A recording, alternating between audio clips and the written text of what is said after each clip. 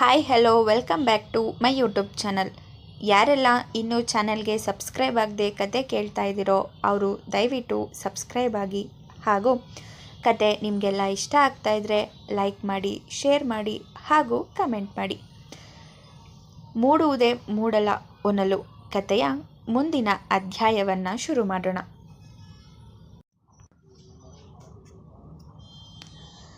ಚಾರ್ವಿ ಇದ್ದ ರೂಮಿನ ಹೊರಗೆ ನಿಂತಿದ್ದ ಭೂಮಿ ಹಾಗೂ ಕೀರ್ತಿ ಇಬ್ಬರು ಎಲ್ಲವನ್ನೂ ಕೇಳಿಸಿಕೊಂಡಿದ್ದರು.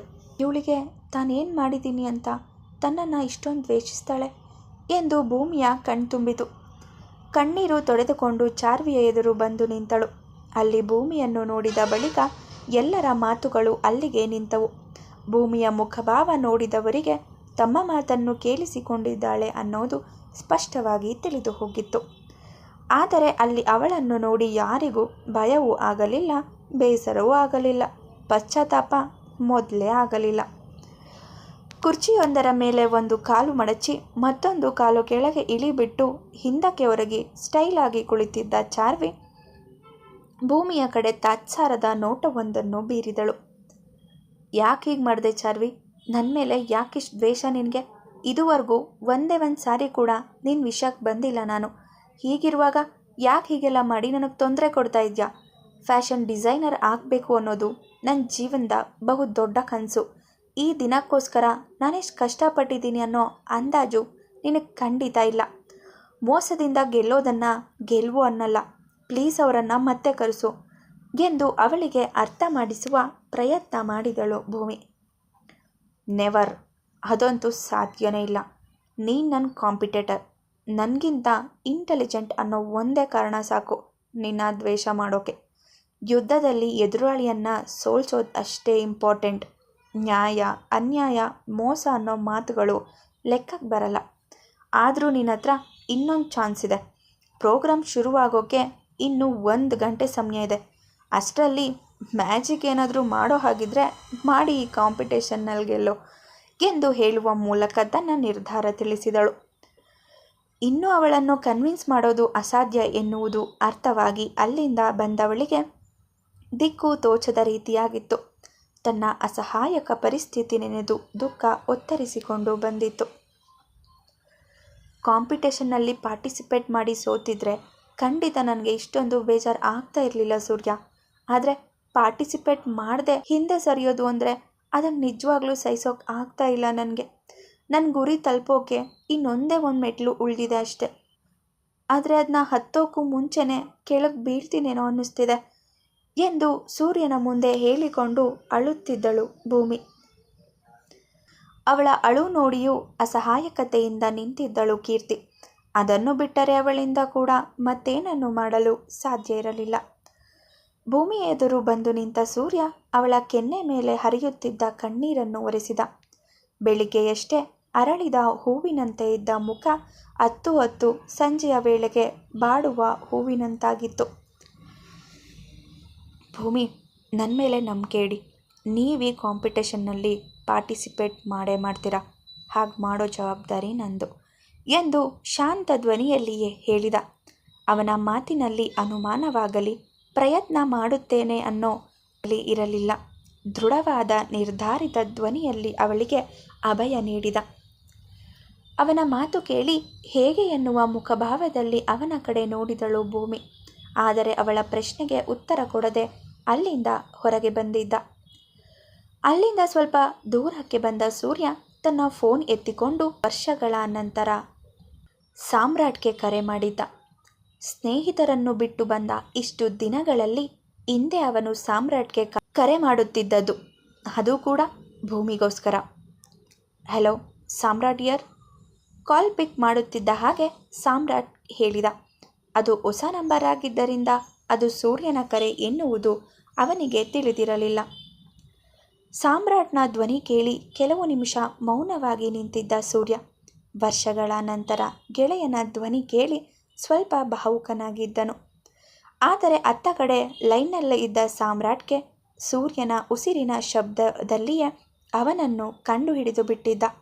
ವರ್ಷಗಳ ನಂತರ ತನಗೆ ಕರೆ ಮಾಡಿದ್ದ ಗೆಳೆಯನನ್ನು ನೆನೆದು ಮನಸ್ಸು ಹರ್ಷಿಸಿತು. ಸೂರ್ಯ, ಆಗಂದ ಸಾಮ್ರಾಟ್ನ ಧ್ವನಿಯಲ್ಲಿ ಸಣ್ಣ ಖುಷಿಯ ಕಂಪನ. ಇತ್ತ ಕಡೆ ತನ್ನ ಭಾವನೆಗಳನ್ನು ತಡೆ ಹಿಡಿದುಕೊಂಡ ಸೂರ್ಯ ಸಮಯ ಮೀರುತ್ತಿರುವ ಅರಿವಾಗಿ ಮಾತಿಗಿಳಿದ. ಸಾಮ್ರಾಟ್, ನಿನ್ನಿಂದ ಒಂದು ಸಹಾಯ ಆಗಬೇಕಾಗಿತ್ತು. ಸುದ್ದಿ ಬಳಸಿ ಕೇಳದೆ ನೇರವಾಗಿ ವಿಷಯಕ್ಕೆ ಬಂದಿದ್ದ. ಸಾಮ್ರಾಟ್ನ ಹುಬ್ಬುಗಳು ಗೊಂದಲದಲ್ಲಿ ಕೂಡಿಕೊಂಡಿದ್ದವು. ಏನದು ಸೂರ್ಯ? ಕೇಳಿದ. ಇನ್ನೊಂದೇ 1 ಗಂಟೆ ಒಳಗೆ ಒಬ್ಬ ಮಾಡೆಲ್ನ ಅವಶ್ಯಕತೆ ಇದೆ. ಬೆಂಗಳೂರು ಪ್ಯಾಲೇಸ್ನಲ್ಲಿ ನಡೆಯುತ್ತಿರೋ ಮಿಸ್ ಬೆಂಗಳೂರು ಪ್ರೋಗ್ರಾಂನಲ್ಲಿ ಪಾರ್ಟಿಸಿಪೇಟ್ ಮಾಡೋಕೆ ಎಂದವನು ಆ ಮಾಡೆಲ್ ಇಷ್ಟೇ ಹೈಟು ಹಾಗೂ ಇಷ್ಟೇ ದಪ್ಪ ಇರಬೇಕು ಎಂದು ಬಿಡಿಸಿ ಹೇಳಿದ್ದ. ಯಾಕೆಂದರೆ ಆ ಮಾಡೆಲ್ಗೆ ಭೂಮಿ ತಯಾರು ಮಾಡಿದ್ದ ಗೌನ್ ಅವಳಿಗೆ ಪರ್ಫೆಕ್ಟಾಗಿ ಆಗೋದು ತುಂಬ ಮುಖ್ಯವಾಗಿತ್ತು. ಅರೇಂಜ್ ಮಾಡೋಕೆ ಆಗುತ್ತೇನೋ ಎಂದು ಸಣ್ಣ ಧ್ವನಿಯಲ್ಲಿಯೇ ವಿನಂತಿಸಿಕೊಂಡಿದ್ದ.